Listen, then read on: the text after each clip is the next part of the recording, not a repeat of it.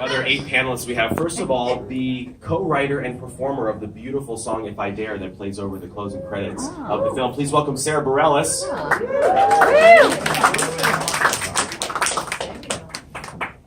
And Sara, you're going to kind of do like this whole circuitous route you're going to go around. All right, also from the cast, as the coach, Lorne, please welcome Eric Christian Olsen. Where'd he go? There he is. Eric.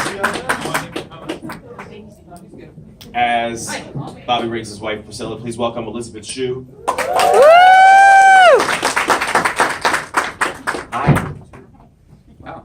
As Bobby Riggs, please welcome Steve Carell. We have the directors of the film here, Jonathan Dayton and Valerie Faris.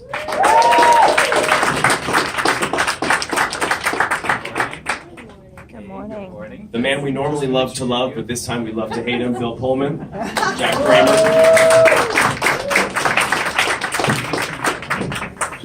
And the composer of the film, recent Oscar nominee for Moonlight, by the way. Please welcome Nick Britell.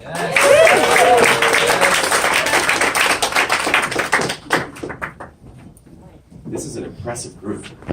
This is very exciting. See if you can top Team Billie Jean. That was battle of the panels. We've already lost that. Yeah, I know that's impossible. Val, I want to start with you. You and John obviously worked with Steve before on Little Miss Sunshine. What made you think that he could actually handle a role with dialogue this time? Hey. That's how this is going to start. Yeah.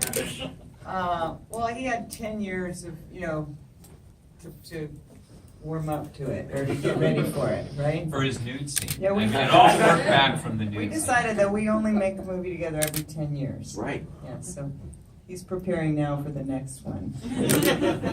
Fully nude next.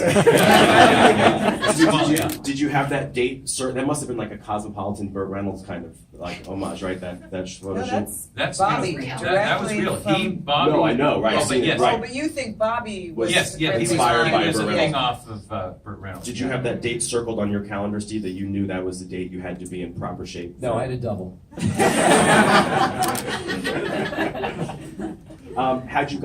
Had the three of you spoken since the Oh Little God, Miss yeah. Sunshine years to do something again? No, we have, since that moment, we've been looking for the right thing to do with Steve, and He's too busy.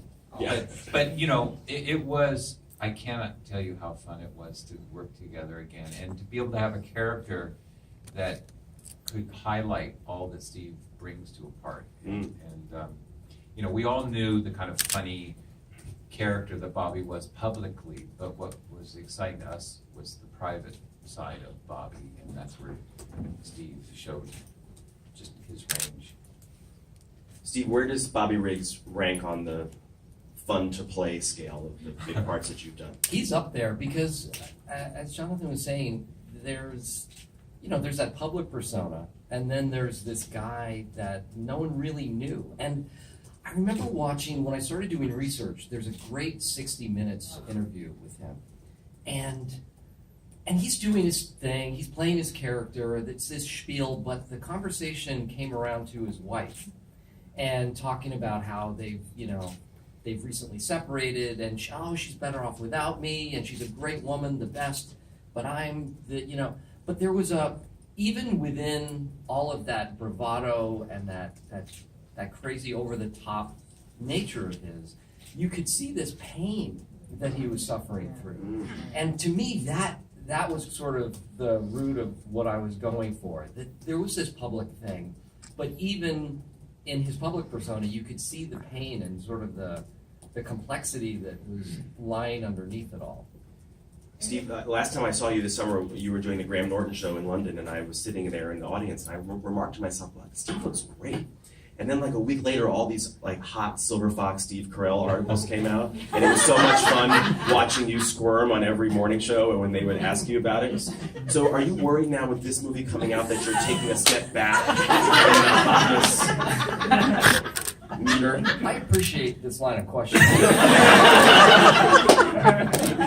Well, I will say that I read one review of this film that talked about how bad my wig was. And it's my real hair.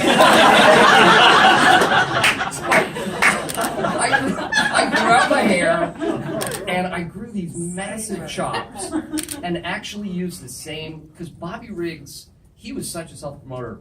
He, I think, wanted to get a deal with Carell because he always mentioned, I use Carell number 87, and I think he was trying to get Carell to support him, you know, to sponsor him. He was always looking for an angle.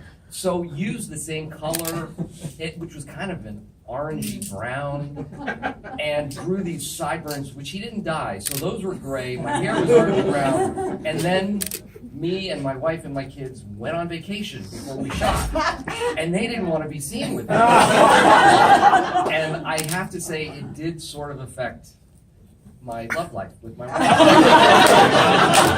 She's always complaining about your facial hair in our movies, because on Miss Sunshine, she didn't like the beard. She didn't like the beard either. He shaved it the last day immediately, and then this time she didn't like. But I think she's going to grow to like the sideburns. Oh. Well, Yeah. jury's out. Elisabeth, I'm just looking at you with this big smile on your face. You're clearly so amused by Steve, and I think that comes through in the character of Priscilla too, which is such a pleasure to watch. And even when Bobby is at his most exasperating, there's like a little bit of a smile on Priscilla's face in the way that you play her so beautifully. What was behind that relationship and her endless patience with him, do you think? Well, I think I have to give credit to Steve, really. His portrayal, yes, your portrayal of Bobby was so human and ultimately so complicated. And what I loved about him was the sheer desperation inside of him to be liked. And I think that Priscilla recognized how vulnerable he was because he had that inside of him, and that allowed her to really love him and want to take care of that part of him. So, yeah, I don't know how I would have been able to play her if it wasn't you playing Bobby. I probably would have been a whole different story. Yeah. Bill, it's so fascinating to watch you as Jack Kramer, this embodiment of like friendly misogyny, right? And then to think that this is all in our lifetime, that this all was going on. What was it like to kind of run all that through your head and put this character on screen? Yeah, I just really, I had seen the Jack Kramer racket, and that was such an institution in a way for tennis. But and then he has a book called Tennis: My Life in Tennis, 40 Years Experience. And I think, Bobby's book was Tennis is My Racket. And I think when you think of what an institutional man he was interested, he was a #1 player. And when you look through, with a real person, you can find their obituaries, and his is full of great praise and great warmth and how he lit up the room whenever he came in there. He had the most curmudgeonly partner that he doubled with that was notorious for being one of the orneriest persons that ever, in modern sports, kind of. And he said, well, I was made a better person by Jack Kramer. Okay. So then that's what I came to these guys with and said, well, how do we include all of that? And they were interested in finding that. Well, otherwise, he's just a one-note villain. Yeah. What fun would that be? Yeah. Right. Eric, what's the best thing about being a Steve Carell, Bobby Riggs wingman? You mean besides those short shorts? Yeah, exactly. What was that saying? I got a lot of comments on Instagram about those short shorts. It's really going to help out the box office between your sideburns and my short shorts. I think Lorne's a big part of the movie. He was there, when we were filming a lot of these scenes. He's an amazing, he's 73 now. I played him one day at lunch. He beat the crap out of me. I got like 1 point off him. He hustled me for like $20, which I then paid him. But he's a remarkable man, and I wanted to make sure to kind of capture some of that cool kind of swagger that he has in this relationship that obviously dates back for 20 years, that only guys like that have. And then working with Steve I've been the hugest fan for 20 years, so I was just so excited to show up to work. Yeah. Sarah, you use backing vocals sparingly in your music, and the one thing I love about If I Dare is that it's this sea of female voices from the very beginning, and backing you up, I'm assuming all the voices are probably you. It reminded me of a song you have called Eden, which is another kind of female empowerment song that has a lot of this great wall of female vocal as well. Is that something that you wanted to put forth in this particular song? Well, it's cheaper than hiring background singers. Yeah, I think there was something innately, I wanted something that felt innately feminine about this song, but also strong and powerful, and it was so cool to be building off of Nick's score originally anyway, so there was something really melodic and lyrical about the music anyway. And then you have Billie Jean as an inspiration, and just wanting to kind of speak to her spirit and her fire, but also stay feminine, I guess, in a way. Such a great It song. is a female story. Yeah, right. And Nick, for you, given the fact that this is such a great 70s story, my understanding is that you actually used some vintage equipment Yeah. while you put the score together. Can you explain that? Absolutely. It was interesting because, when you're doing something that's set in 1973, you want to figure out a way to sort of approach that, I think, in a fresh and unique way, but without being sort of overtly 70s. So all the orchestra sessions, actually, we recorded with vintage microphones. And I even would apply sort of like analog tape kind of sound to some of the recordings, just to give it like almost like a subconscious feeling of the era. But and initially too, we actually thought of the instrumentation. One of the first ideas we had was, what if I wrote sort of classical music, but it was on like 70s rock band instruments? Oh, cool. And we started with that, and then added some woodwinds and some strings, and eventually became a symphony orchestra. So it sort of evolved from there. Yeah. And then before I open it up to the audience here, I definitely noticed at the end of the film, when the directing card comes, it's directed by Valerie Faris and Jonathan Dayton. That's different than I've seen before. Are we talking flip of a coin here, or is there a It's reason? his idea. Just gonna give You know, him credit for that. it began alphabetical, and we've done this for so long, and it's felt like the right time to just remind everyone that it's a team, and I'm not just the and. Right.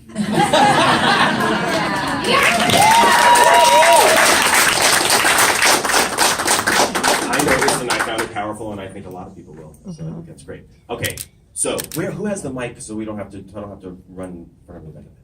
Nobody. Just kidding. Okay. Got a budget. There is a mic.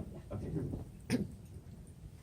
Hi, everybody. My question is for Eric, Steve, Jonathan, and Valerie. It amounts to maybe 3 seconds of the film, but the scene where Bobby dresses up like Little Bo Peep and you have to herd the sheep, it seems like that was probably a bigger day than just shooting for 3 seconds. Are there any anecdotes around that little Sheep bit? poop. There's a lot of sheep. It's one of the things that no one took into consideration before we shot the scenes, is that sheep shit.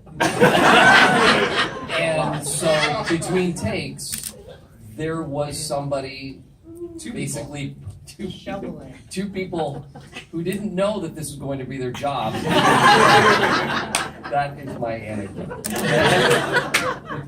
And that was all real. Like, you look back and say no animals were hurt during the filming of this movie. I was riding a sheep at some point. But gently and tenderly. And PETA was fine with it. it changed your life. It changed my life. I went home that day, she's like, what'd you film today? I was like, I don't want to talk about it. I'm making a great movie, but this is not the context in which to articulate it. I just want to say, we didn't ask you to ride the sheep. No!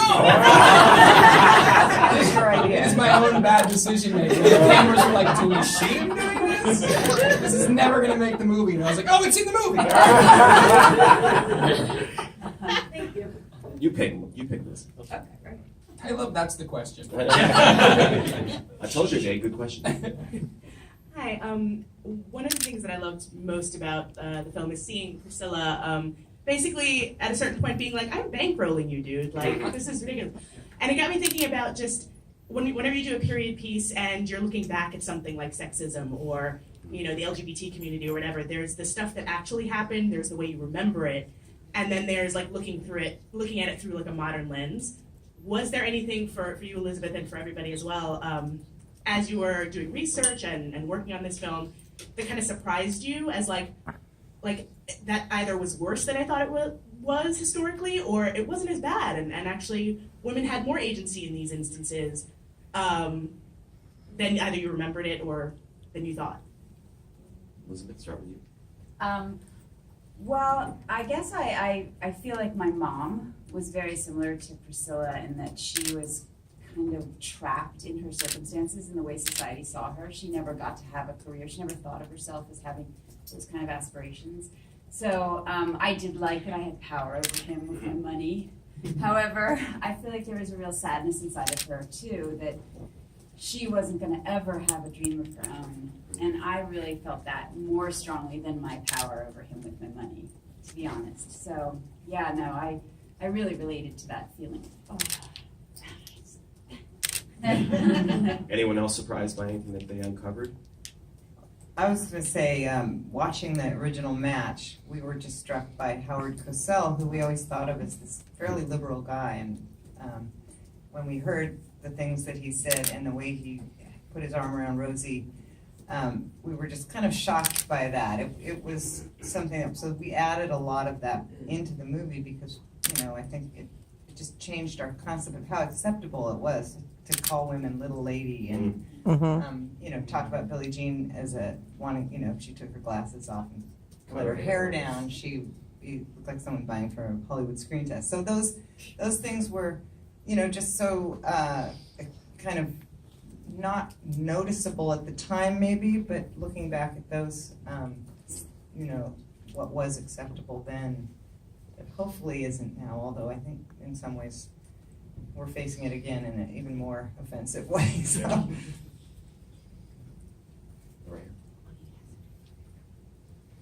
Hi, prior to this movie, I only knew about Andy Kaufman wrestling women. I didn't know about, there was this guy named Bobby Riggs that played tennis against women. So, my question is to Steve, with regards to Bobby's showmanship, I'm a WWE fan. It reminds me a lot of WWE stars. You know, he would talk loud in front of the microphone, in front of the camera, in the locker room, or wear costumes in the ring, or in this case, in the court.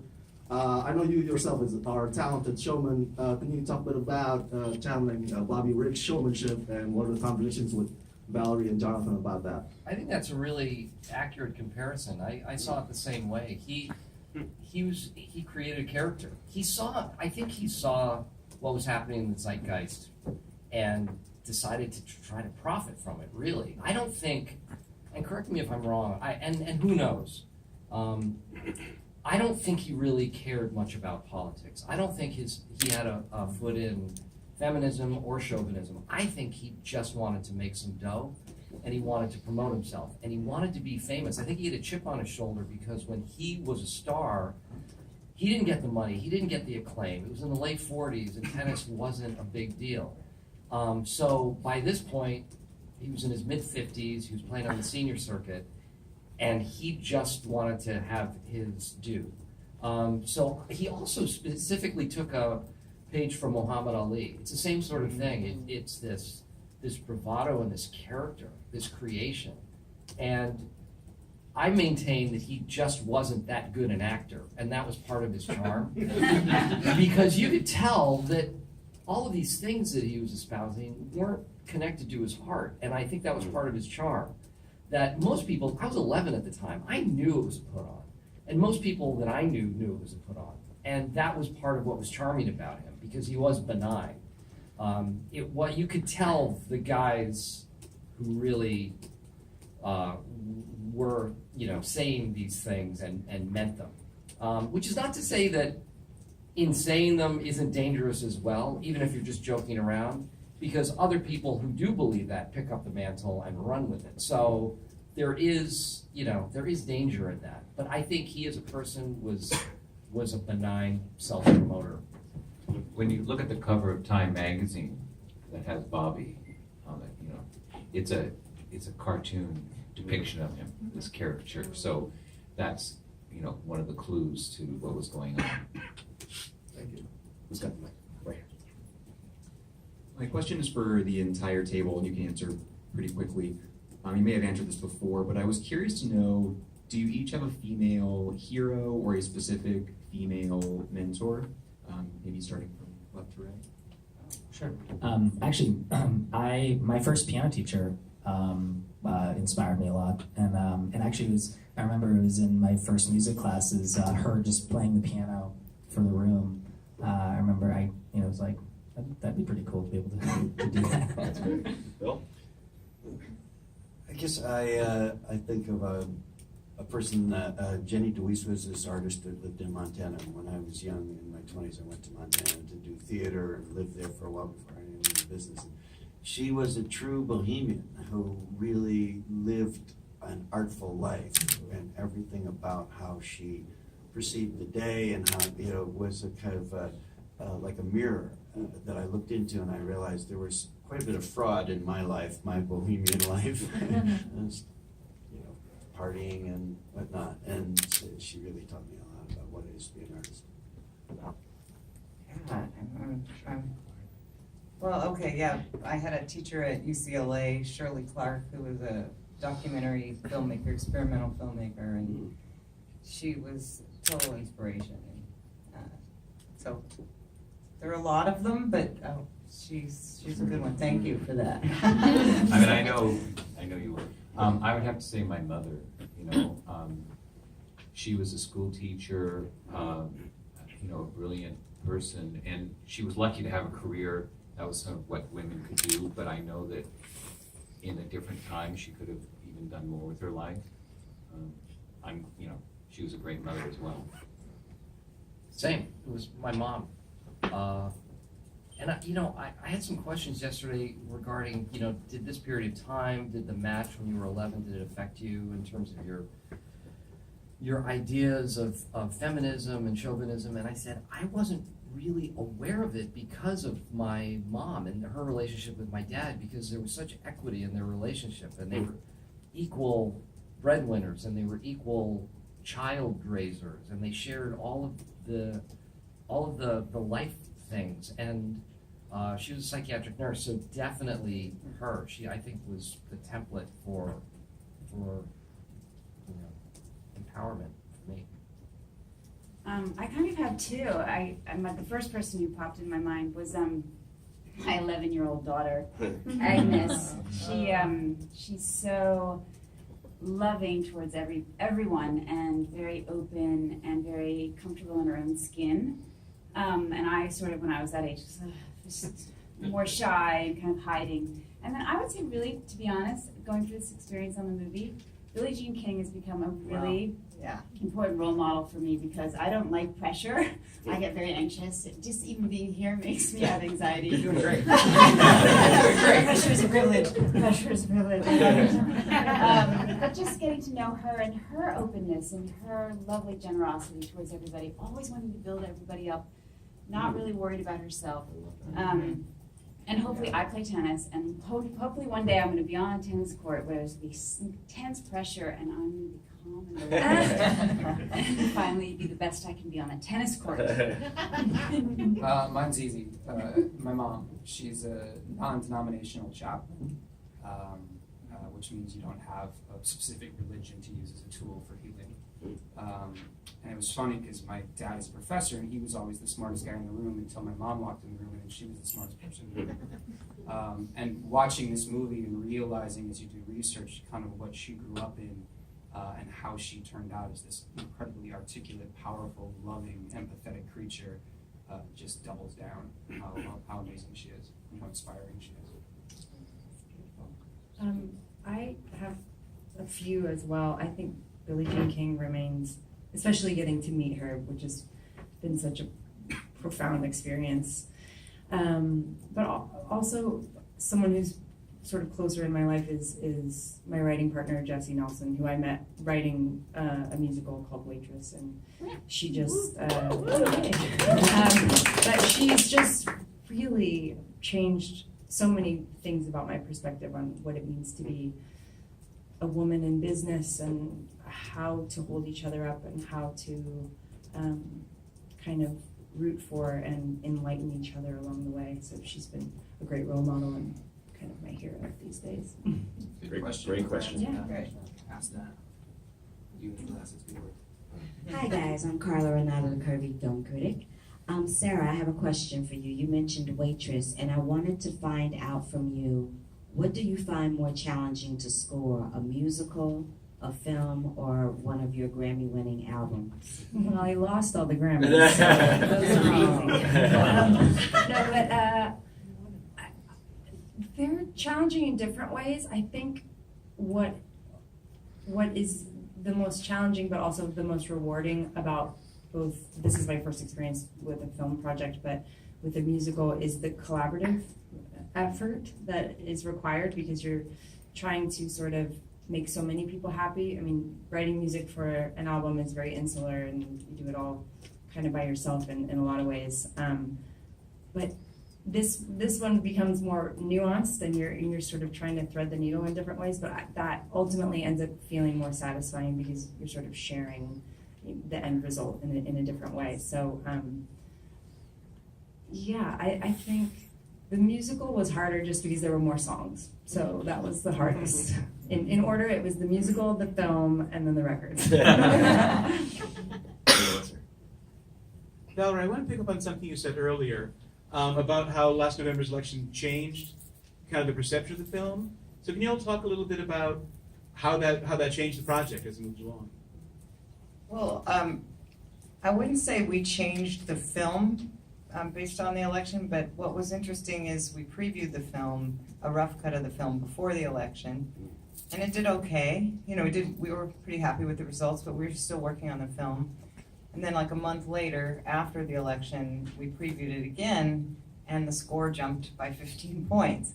And I think the movie got better, but I also think it just, you could feel it in the room watching the movie after the election, that it just changed the kind of how the movie felt and the light that was shed on the film, you know, or the darkness that was shed on the film. But I just have to say that one thing that we wanted from the start, and I think is more important now than ever, is that, you know, we made an effort not to really have clear bad guys. You know, even Bill in his rhetoric, you know, is a dimensional person who deserves respect. And that's one thing I think through this process I've learned more than ever, is that you need to respect the people you're facing and, you know, engage them.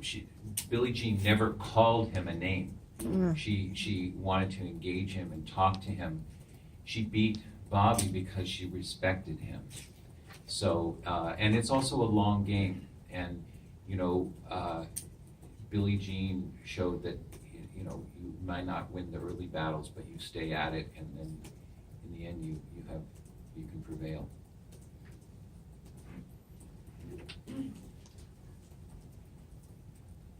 Hi, I was wondering if you could talk about the relationship between Bobby and his older son. Is that who your son plays? Yeah. Right. Oh, wow. Oh, wow. It was funny because, I'm sorry, I just quick note, there was a point where we cut between a shot of Bill and a shot of Lewis, and we couldn't do it because it was like their faces looked too much alike. That's wild. So we had to That's separate not them. gonna happen. Yeah. Anyway. Well, you know, that was just, that was a great opportunity to show yet another side of Bobby, and just that, you know, he was a father who sought to connect to his children, and it was difficult for him because, you know, he was being pulled in a lot of directions, but that was clearly a sincere part of his nature, and you know, he has a lot of kids, and he kind of chose to simplify his family life a little bit, but I guess specifically when he stopped at the escalator, what was that moment? That was the part that I just was he just letting go of? I think it was hard for him to be present at what he suspected would be a loss for his father, and it did take an incredibly heavy toll on Bobby. You know, we didn't really go to the depths of, you know, he was really crushed by that event. Is there anyone that didn't get to ask a question in the first session? I want to make sure that this gentleman here, I know, and then we'll go here. Great. Hi, I saw the film at Telluride. Congratulations, it's incredible. There's so many great messages to take away from this movie, but for each one of you, what is something that you hope audiences take away from it?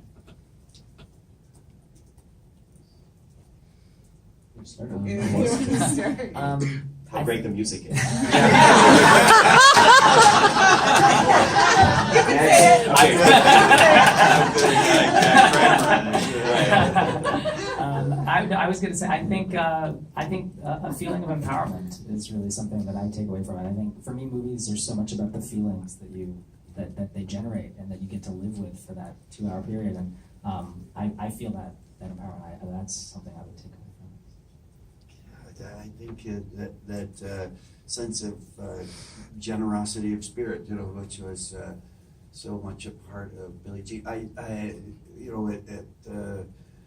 In Toronto, after we I was there with my son talking to Billie Jean, and I said, I can't understand why Jack Kramer had that moment on tape that I had to say, which is I voluntarily withdrew, and it was a lie, and it was not characteristic, I didn't think. And she said, you know what? I think it's good to have people save face, and it didn't bother me, and I just thought that's the generosity of the spirit, and they captured it with the movie. Yeah, I mean, that is what I love about Billie Jean is she just is such a generous person, and she's always giving to others. She doesn't really like the spotlight. I mean, I think that's, but I know you were saying, what do you want people to take away? But I do, I'm happy to see people hopefully take an interest in Billie Jean from this movie, and Bobby, and all the characters in this movie. If they go and look them up, they're all really fascinating characters that are worthy of biopics of their own. And this wasn't really a biopic, but they all are that incredible. And I think it was in a really incredible time in history too. So, anyone else want to add anything? I just want to say that